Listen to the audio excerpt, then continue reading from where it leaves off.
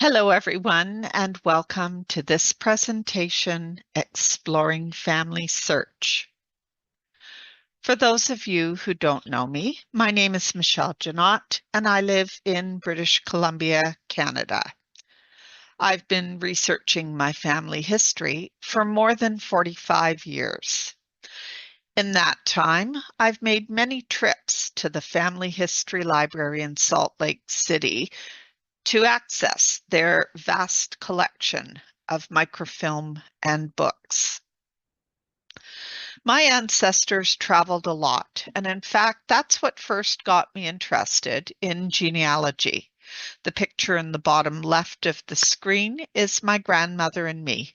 She was born in Constantinople, Turkey, which I thought was very exotic, and that's what started me on what has turned out to be a lifelong genealogy journey. My 24 years experience in the computer industry and another 18 years as a private tutor have given me a very useful combination of skills that I've been able to apply to my genealogy activities. The family search images used in this presentation are for education and demonstration purposes only. I've also included photos from my personal collection throughout the presentation. Please do not copy, download, or share any photos or images without my permission. So let's look at what we're going to talk about today. We'll go over how to navigate the website. We'll talk about searching the records, searching the catalog, and what I like to call the hidden extras. So first, let's take a look at the Family Search main menus. We have at the top our main menu, and there's a family tree menu, which enables you to add information about your ancestors. Now, one thing to keep in mind, however, is that this is not your personal private tree. When you submit entries, you are submitting your information to one global shared tree. You and every other Family Search user can add, delete, or edit any entry on this global tree, including information that other people submitted. So that means that somebody else who feels they have the next piece in your genealogical puzzle could add information to your portion of the tree or change what you have posted. So that's something to keep in mind. Now, the search menu is where we will be spending most of our focus today, and I find this is the menu I go into frequently. We'll talk about searching records, searching the catalog, and we're going to take a look at something called the Research Wiki. This Memories menu is another option that allows you to share information about your family. The Get Involved menu provides information on various volunteer opportunities for family history enthusiasts, and we can see some of those opportunities in this scrolling gallery. So I'd encourage you to explore those if you are interested in contributing your time and expertise. And the last menu, Activities, has various fun game-like activities that you may want to do with other members of your family. So that's the overview of the menus. Now let's look at how to perform a surname search to find information in the records. So to search the records by name, you would go to the search menu, click Records, and you will see this data entry screen. Let's say I wanted to see what Family Search had on my ancestor, James Edward Renton. I would type in the name,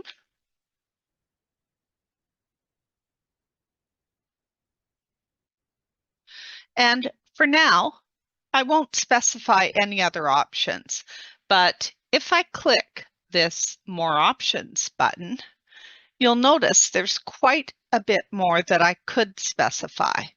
But I'll just click Search, and I will get a screen that looks like this. Now you notice we have a lot of results. If we scroll to the bottom of the screen, we've got 245 pages. We've got items from the United States, from Australia, and from England. Let's look at how we can narrow the search a bit. My ancestor was born in Leeds and then moved to Scarborough in Yorkshire.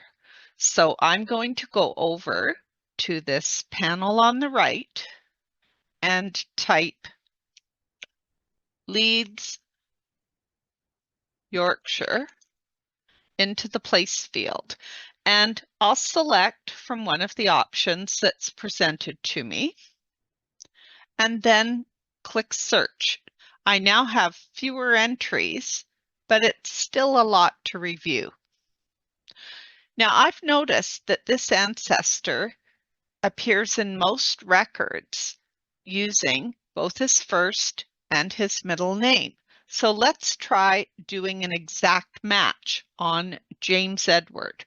So I'll just click this little checkbox, do another search, and we're now down to a much more reasonable number of items. So let's look at what information is displayed. We have the person's name, the particular event, there's a relationships column, and there's these two other symbols. The first symbol here indicates there's a tree for that person. This particular symbol looks like a piece of paper, is the link to the details of this record. You may also see a camera symbol, which is this one here. It's a link to the original image of that entry.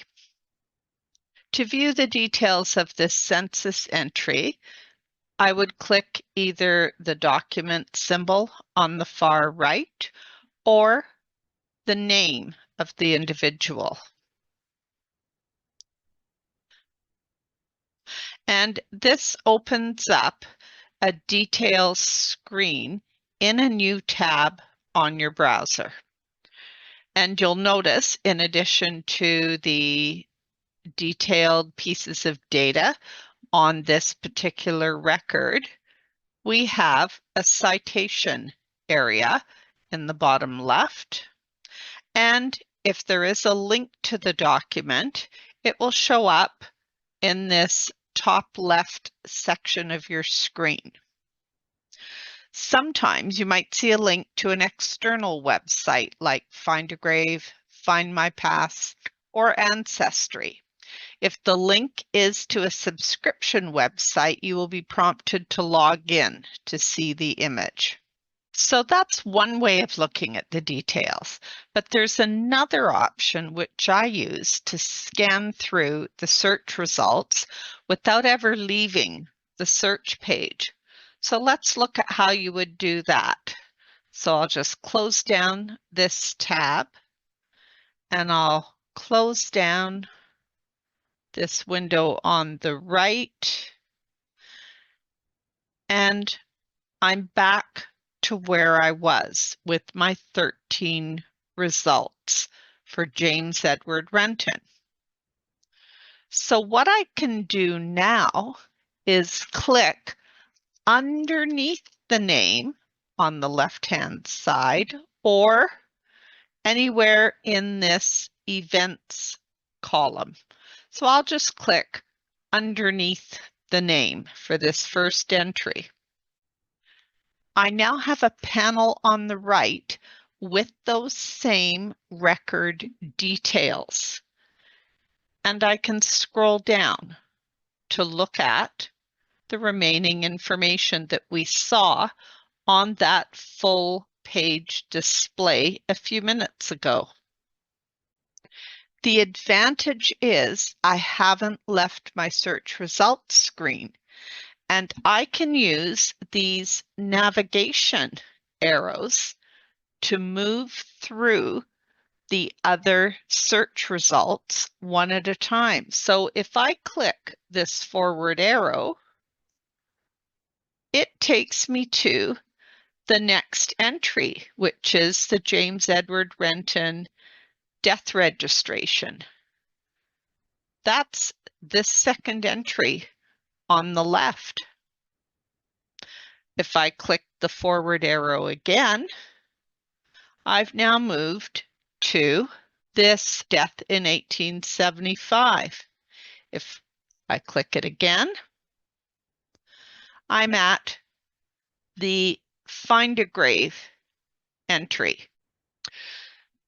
So I can actually review all of the results and quickly see which one might be the entry I want without leaving the search results screen. The only challenge is that as I move from one record to the next in this window on the right, there's nothing in the search results list on my left to identify which record I am on. I've got to take a look at what the right-hand side is showing at the top of the screen and match it to the name and the event on the left to see where exactly I am in the search results. Now, let's say I wanted to look just at the death records. I could have specified death date as part of my search originally, but I kept it general just to see everything they would have for James Edward Renton. Let's filter using some of these events that are up top. So first, let me close down this information window. And we have other buttons that you can use to further filter your data. So if I click this death filter option, I can filter by death place, and this is telling me there's 4 entries, or I can filter by death year, and there's 5 entries under this option. So I'm going to click this option to filter by year. So this confirms I've selected the filter. It's now giving me a further filtering option. Now I know that my ancestor died in 1897, so I'm going to select this entry that says 3 records in the 1890s. So I've selected 2 different death filters, and I'm going to click Apply. And what it's done is it's taken those original 13 records and filtered them down to these 3 death records in the 1890s. Now, to remove the filter, it's as easy as just clicking the little X to the right of that button up top. So I have now removed that death filter, and we're back to the 13 results. The collection filter is also very useful. When I click that button, the collection list appears in that pane to the right of the screen. So this is where you can see how many records are under each collection. So we've got the England Yorkshire Parish Registers. There's 5 records there. England and Wales Birth Registration Index, 2 records. We've got England and Wales Census, 1 record. So if I select England and Wales Census and apply that filter, it's showing just that one record. So that's another way of being able to access the particular records you want. You've got a combination of search options on the right-hand panel, different criteria you can put in. Then you can further narrow it by looking at the records according to these different filters up top.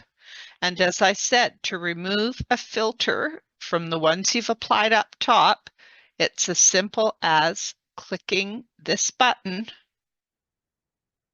and you're back to what you had originally. Now, something else which is quite handy, I can get rid of this little side panel by just clicking the X. And I'm now at full screen mode, which gives me more room to see everything on the search results list. If I want to bring that side panel back, I just click this search button at the top. Now, I mentioned that there are other search criteria that you can fill in. So for example, I can enter the father's name on the right here. So if I click father, and I can type in James Edward Renton's father's name, John. You could also enter event information, birth details, marriage details, death details, information on where they lived. This is similar to the search options in Ancestry, MyHeritage, and Find My Past. These different fields enable you to limit your search results. If I select Exact Search on John, James Edward's father, and then click the search button, notice how the display changed. By selecting an exact match on John, I am saying the record must match this information exactly.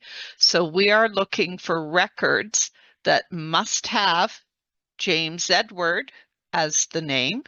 They must also have the father's name of John. You can also use wildcards when you're searching. So if I'm not finding the information I'm expecting, it could be that the R in Renton was mistranscribed as a B or even as a P. Vowels are also often misread. So if I'm not finding the records I need, I might search using a wildcard instead of the first few letters of the surname. So we're going to type in asterisk N-T-O-N and click search. And I'm going to remove the exact match for the father's name.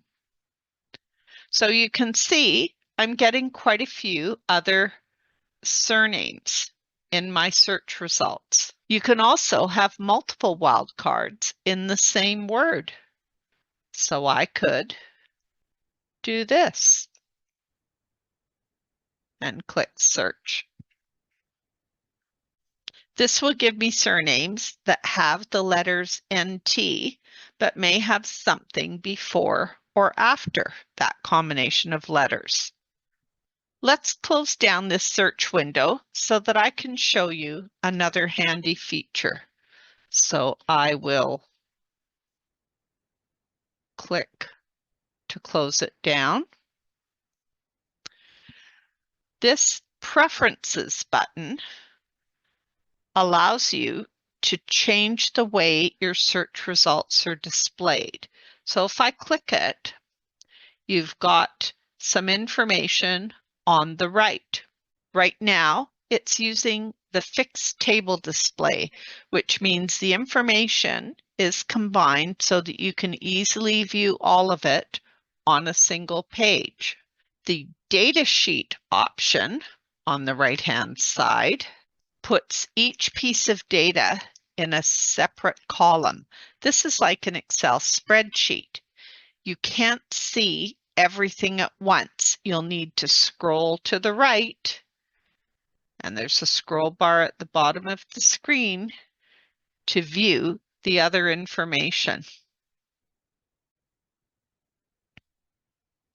And if we scroll down our list of results to the bottom of the page, you'll notice it's set to 20 results per page, but we can change that. I can set it to 100. If I now wanted to download all of these results into an Excel spreadsheet, I can do that using these settings in the pane on the right-hand side. You'll notice there's an Export Results button, and I have some choices. I can export these results as an Excel spreadsheet. If I now click Export Results, it will download this page of results to my computer. I could scroll down the screen, go to page 2, and repeat the process. Make sure the Excel format is selected, click Export Results, and I would get another download file with the page 2 results. We've looked at how to search the records for a particular person. Something to remember, only a portion of FamilySearch's holdings has been indexed. There is far more available in the unindexed records. We're now going to look at how we can search the catalog. So we would go to the search menu and click Catalog. You will now see a search form, and notice it's defaulting to a place search, but there are other choices. You could search by surname. You could search by title, by author, by subject, and by keyword. To hide any of these fields, you just click the little X for that particular field, and it will remove it from view. So let's do a place search. I would type in my place name,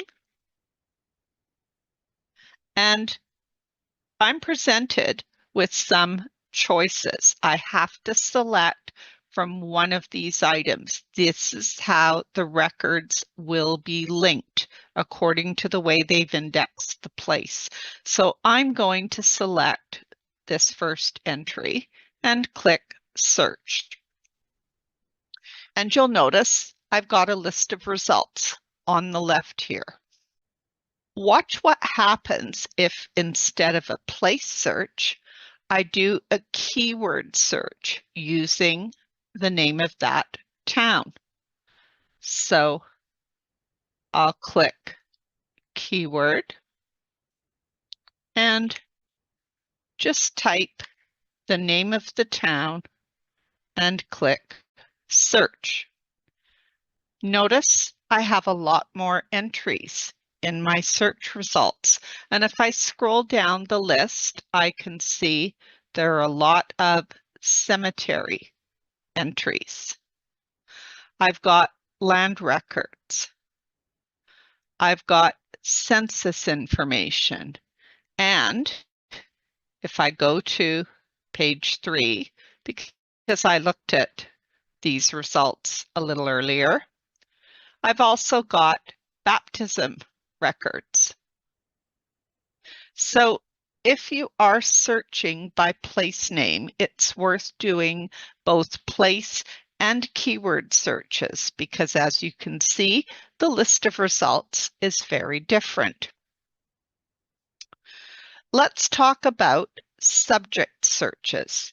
They are useful when the records are not necessarily associated with a particular town.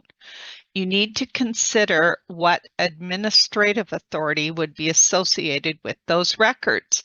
You might have to specify a province, a state, a county, a country, a religious jurisdiction, or even a legal jurisdiction if you were searching for court records. Let's look for Canadian immigration records. So I'm going to type the country name and immigration and click search. And you can see I've got quite a few results. Now in this case, you notice most of the records are grouped right under the country name. It's Canada, and then it's got the category, immigration and immigration, and then another category breakdown.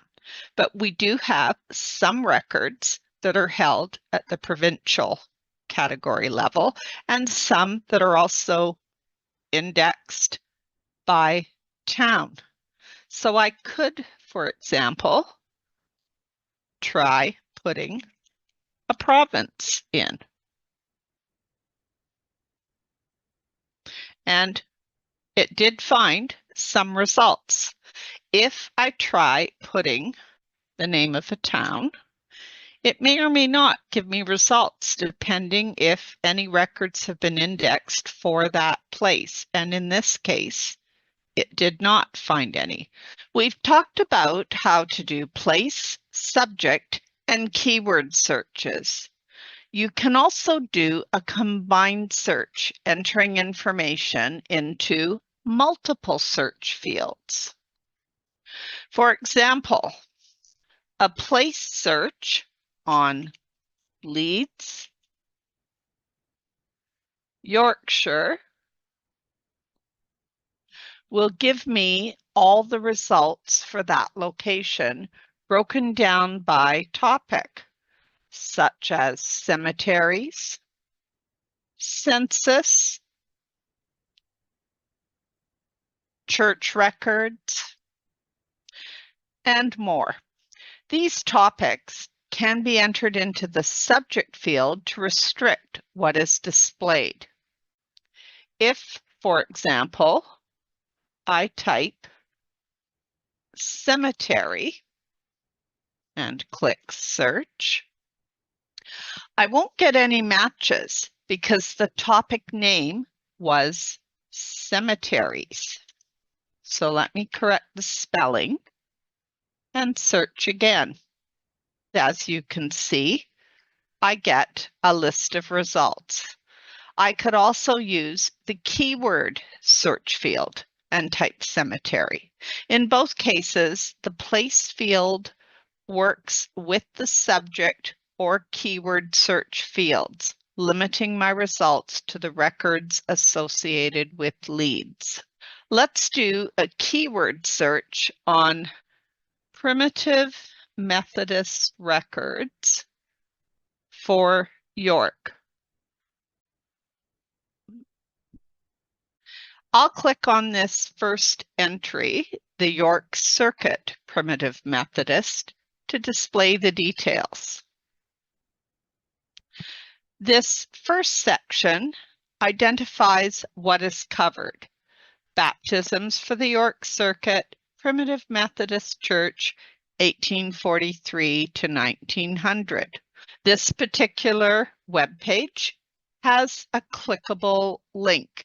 This parish, the Primitive Methodist Records, is part of a larger collection of parish registers, and at least part of this film has been indexed.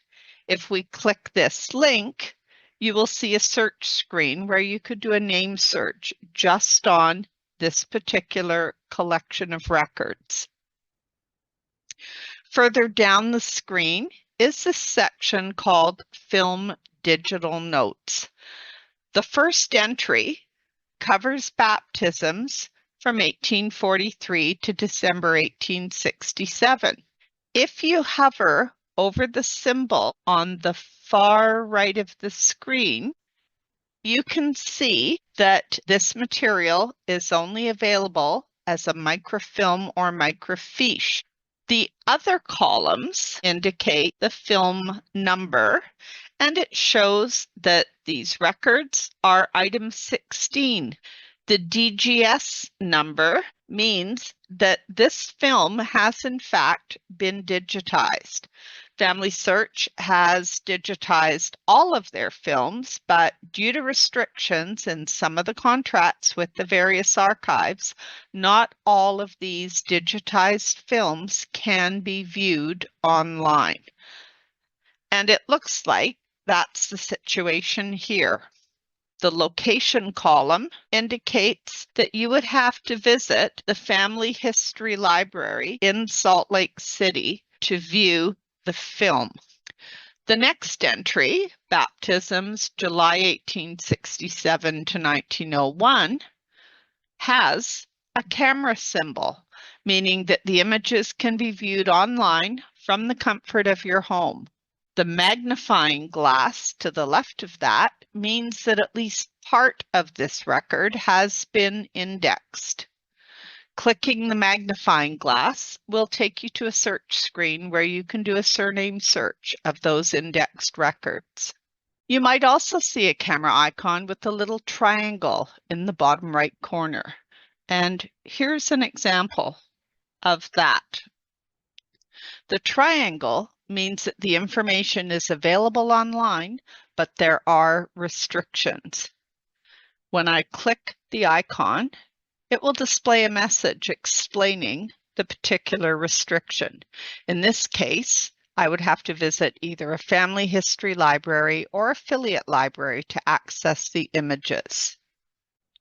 It's always worth clicking the icon to see what type of restriction is in place. Now, one important note, you must be logged on to your free FamilySearch account to view the images. So always check the top right corner of your screen to make sure you are logged on. You can still search the catalog even if you are not logged on to your account, but every camera icon will show restrictions. Let's look at some of the images for this entry. Since there are usually multiple groups of records on a single digitized film, always write down this item number information. Our images will be in items 1 to 2. So let's click the camera icon.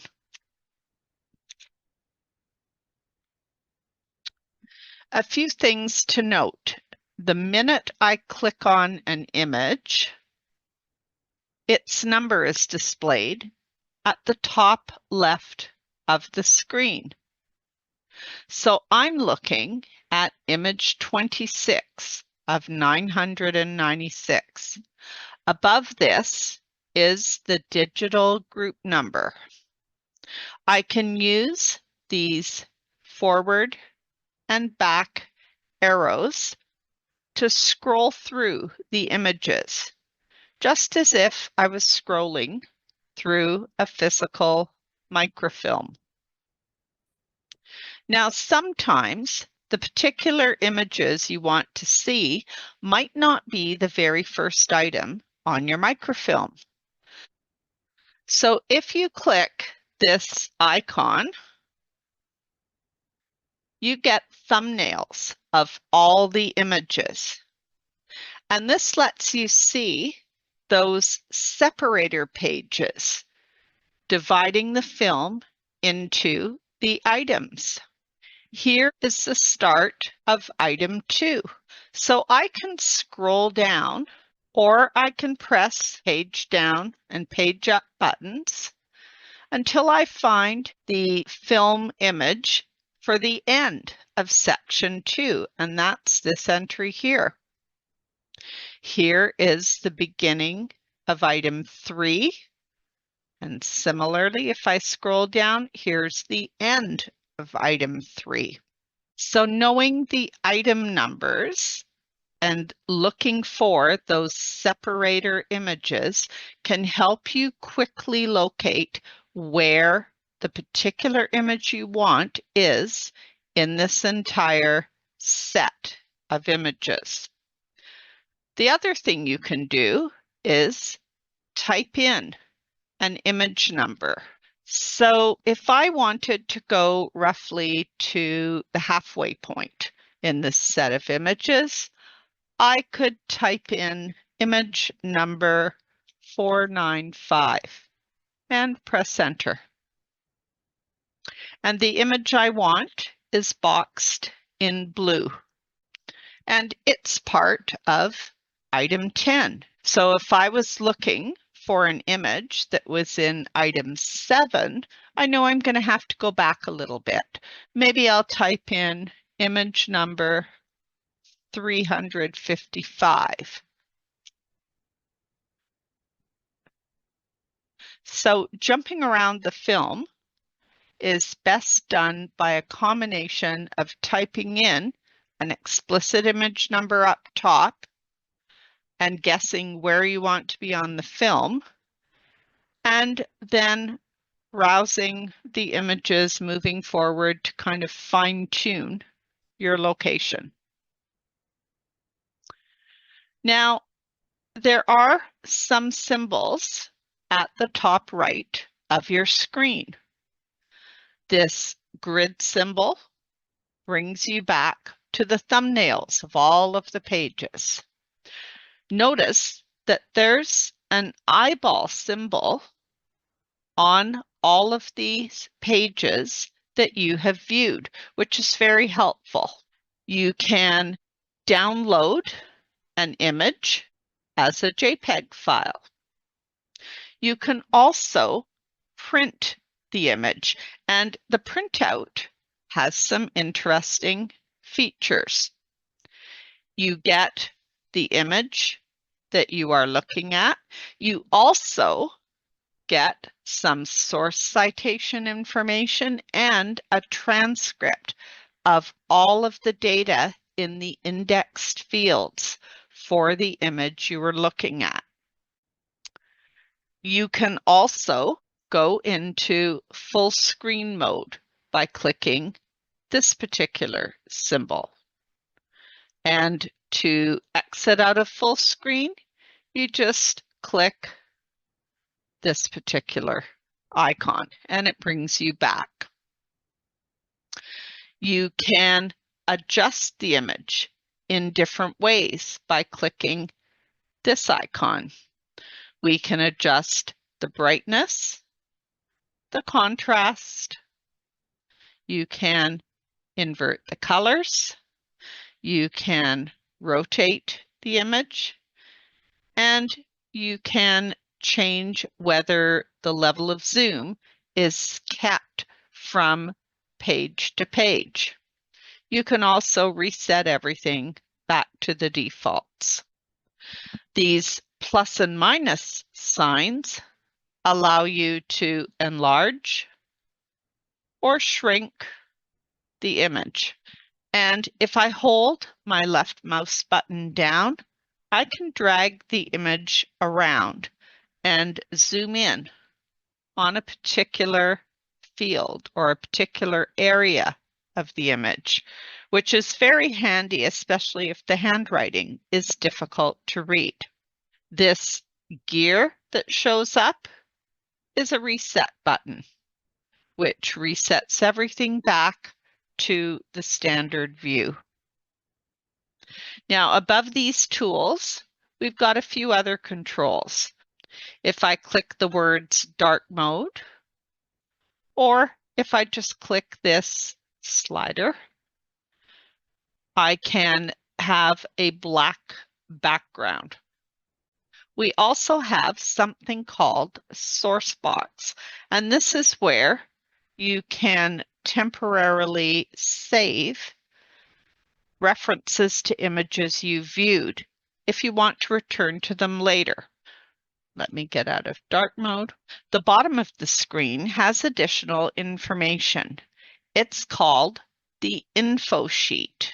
We have an image index, which we saw earlier when I showed you the printout. This is the list of all the indexed fields for each entry in that image. We also have an information tab, which gives you information about this digitized film. It lists all of the items on the film. You can also see some source citation information. You can drag this gray line at the top of the info sheet up or down, just like a window shade, to make your viewing area larger or smaller. Clicking the X removes that info sheet completely. To bring it back, you just click on this piece of paper icon and the window sheet is back. So we did a record search and a catalog search, but there are many other resources that are not accessible from those main menus at the top of the screen. Many of the main web pages, including the home page, have a second clickable menu located at the bottom of the page. Clicking More or Sitemap displays an alternate clickable table of contents. The layout and content of each is slightly different. What you are seeing here is just part of the sitemap screen. These entries are clickable links to all kinds of additional resources, which I call the hidden extras. Let's take a look at a few of those extra resources. A lot of the resources I refer to as the hidden extras are available through this link here, the Salt Lake City FamilySearch Library. So if I click that link, I'm brought to a home page for the FamilySearch Library. And if we scroll down, there are a few resources that we're going to take a look at. One of the main ones is learning resources. There's also a link for genealogy help. Let's click on learning resources. So what you are seeing is this large grid of various learning resources available through the FamilySearch website. Now, this library webinars is a fantastic collection of classes. If we scroll down and take a look, there is a list of all online classes in the FamilySearch website. And I'm just going to scroll down to the bottom so you can get some sense of how many classes there are. There are well over 900 classes. There are classes in a number of different languages, and they cover topics for a wide range of countries. You can sort by title by clicking these arrows. You can sort by presenter, by language, and by country or topic. You can also search on this information. I'm just going to enlarge the screen a bit. And they've got some instructions on how to use this table of classes. Here, they give you the information on how to do a search. So if you're using a PC, like I am, Control F brings up this search window. And I can search on any term that might appear in this spreadsheet, this list of classes. So I'm going to look for classes to do with England. There are 76 of them, and I can page through the results one at a time. So you can see there's a class on parish records. There's some nonconformist webinars. And to view a webinar, it's as simple as clicking on it, and it will display the webinar. In this case, it's a series of webinars forming a course. They even have a handout. So that's a really useful resource. Let's go back to this Learning Resources homepage. Those of you who have attended the annual Roots Tech conference in Salt Lake City know that there are many very useful webinars. You can access many of those webinars through this interface. So if I click Watch Videos and browse the library, I'm going to search the full library.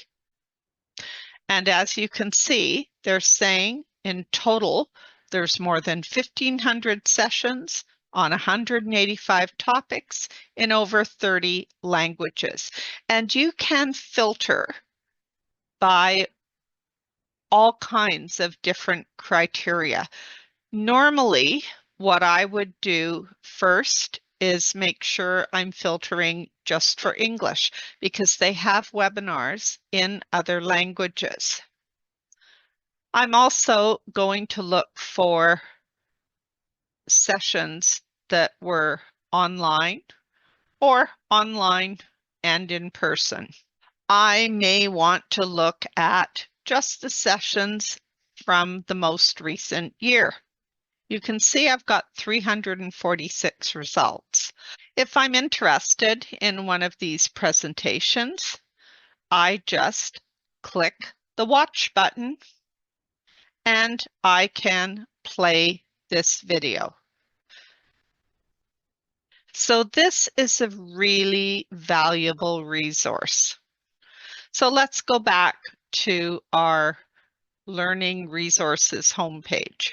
This Homeland Research section allows you to go in and look for targeted courses for a particular country. So if you are new to researching in England's records, you might want to click this England tab, and you'll notice they have a number of curated courses set up to cover census, jurisdictions, civil registration, church records. So I could click on one of these entries, like this one here, and I have brought into this course. Now, these are the same courses that you can access through that extremely lengthy class list I showed you, or through the Roots Tech videos. Some of the items on this curated list that's divided by country are referencing Roots Tech videos. So that's another useful resource. The FamilySearch Wiki is a really valuable research aid. There's two ways you can reach it. You can reach it from that learning resource page. You can also reach it from the FamilySearch main menus at the top. So when we did searches on records, catalog, you'll notice there is also an entry to search the research wiki. Now, to use the wiki, it is simple as type a place name, a subject, a term into this search window. So I typically use this when I'm trying to find information about a particular place that I'm not familiar with. So I'm going to search on the parish of Adel in Yorkshire and press enter. And I have a list of results. So I could select any of these. I'm going to select this first one. and it has given me all kinds of background information on this particular parish.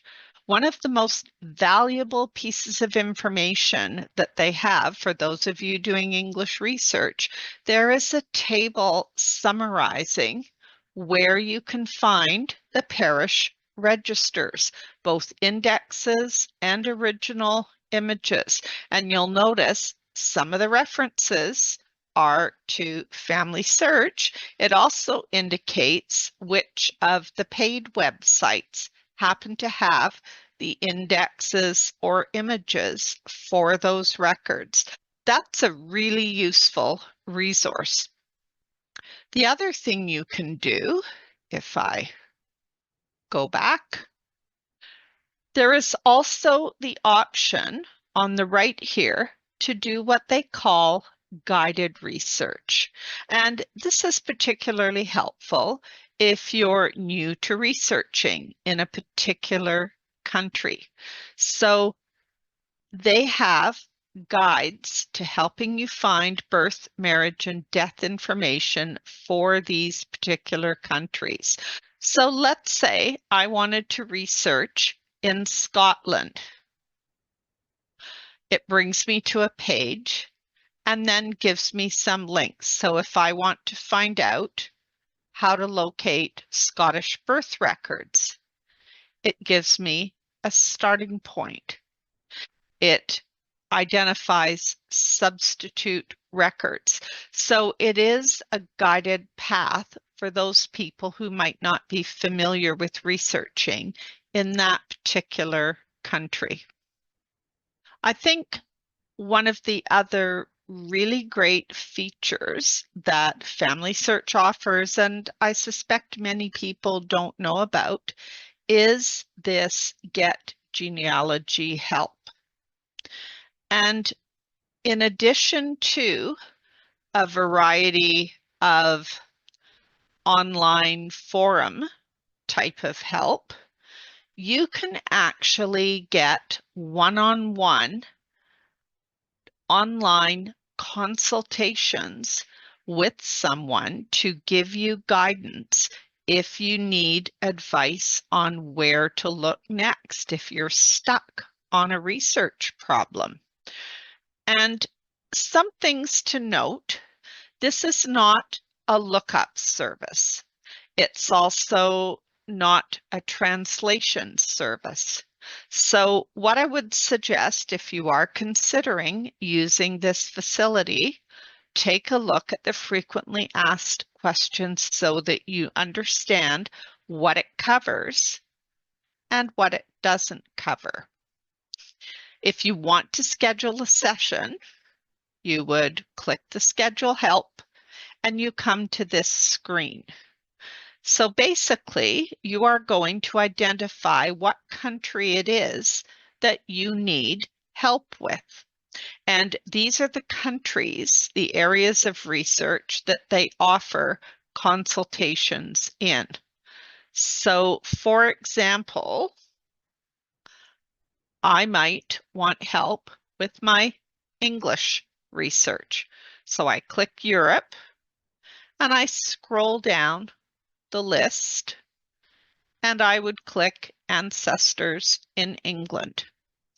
And you would identify where you are located. So I'm in Canada and my time zone is Pacific time in Vancouver.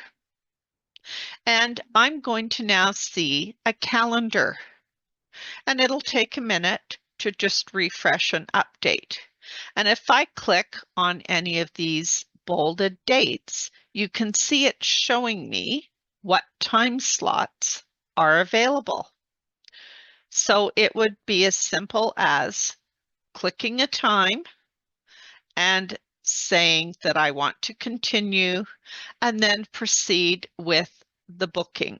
From that same sitemap, you can access another hidden extra, the FamilySearch Labs page. This is where you have an opportunity to try out new features, which they call experiments. To access an experiment, you would click the Try It or Go to Experiment button on the icon. The content of this page is constantly changing as experiments are moved out of the lab area into the main website. Today, we're going to talk about one of my favorite experiments, artificial intelligence full text search. This experiment enables you to do keyword and name searches on images that have not been indexed. Previously, all you could do with unindexed images was to manually browse them, looking for references to the individuals you were researching. When this experiment was first introduced, there were only a few image collections available to search. That's no longer the case, and FamilySearch continues to add to the wide range of images available for this experiment. You can also get an AI-created transcript of the record, as well as a summary. Let's look at this experiment. I did some searching on Ephraim Stevenson. This is what I get, and you notice it's highlighting all Ephraim Stevensons. It's also going to highlight every Ephraim and every Stevenson. If I was to limit it to Ephraim Stevenson with quotes around the name, now I'm not going to get those other Stevenson entries. Now, if we go into one of these records,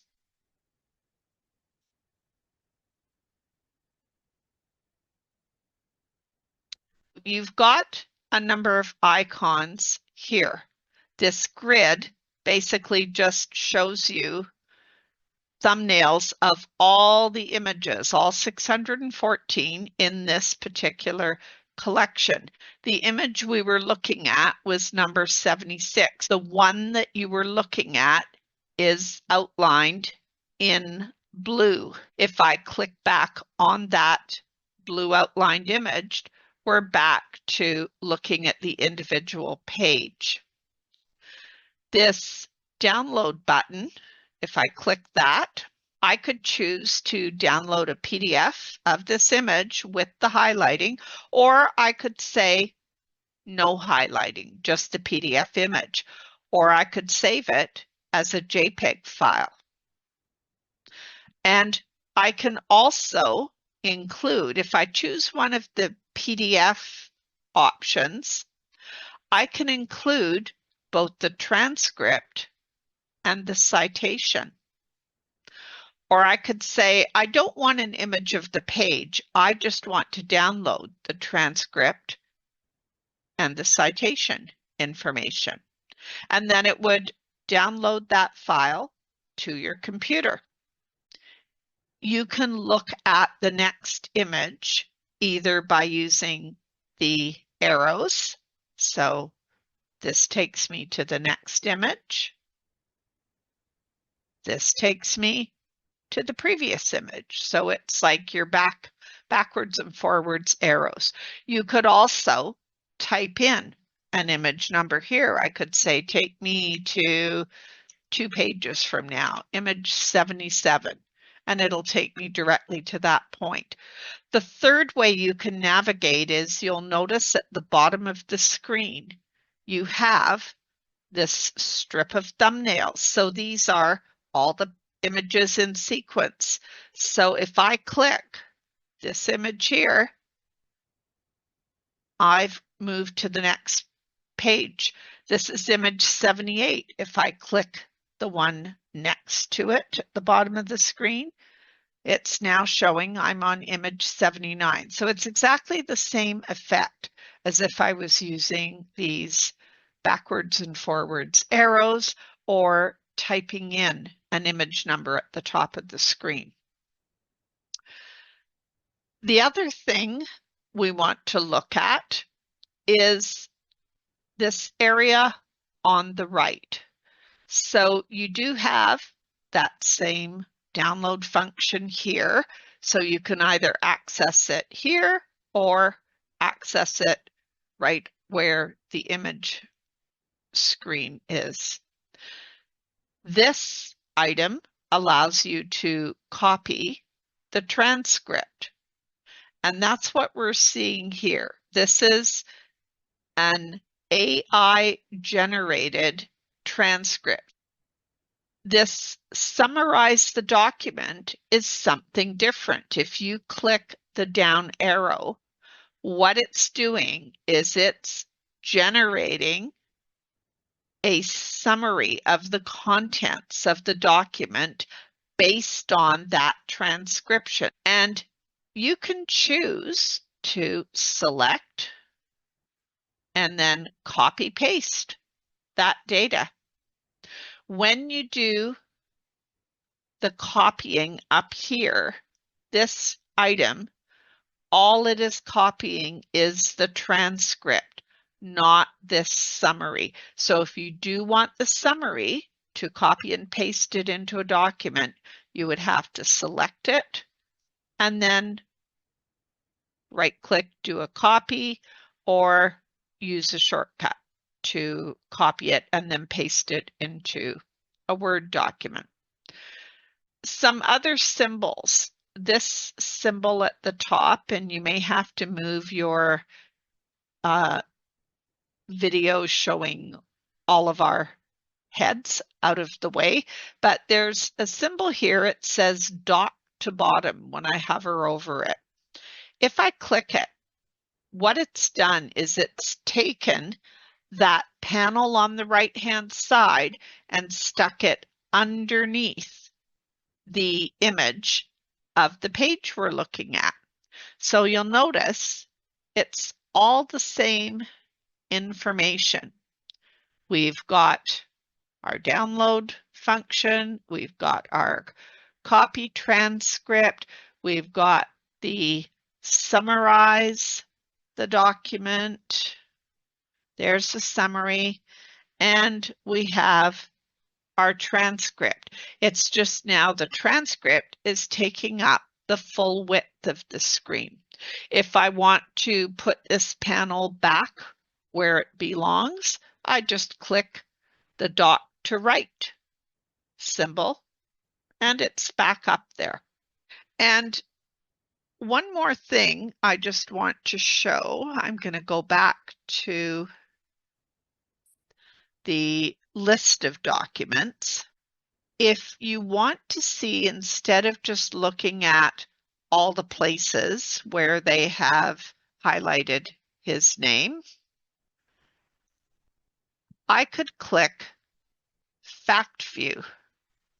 And I think what I'll do is I'll just take the quotes off so we're getting a bit more variety. Okay.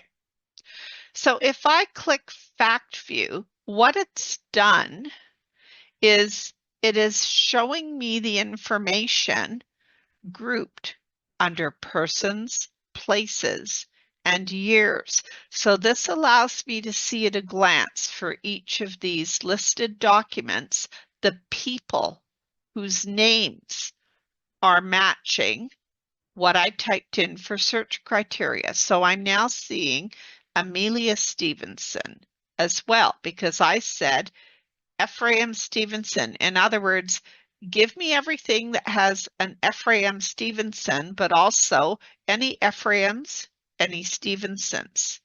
So that's why I'm also picking up some of these other names. I'm getting all the different places mentioned in this particular document, and I'm getting the years. So that's giving me another way of looking at this information using this fact view. And I'll just go back. I'll turn this off. You can see the difference.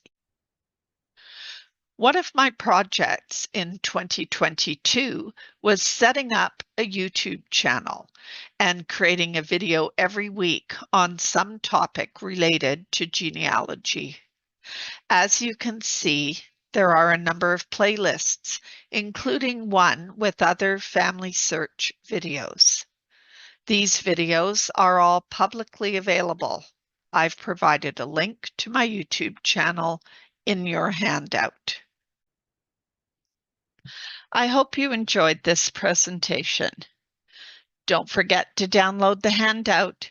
You'll find the link in the video description at the bottom of your screen. You may need to click more to see the handout links. Thanks for watching.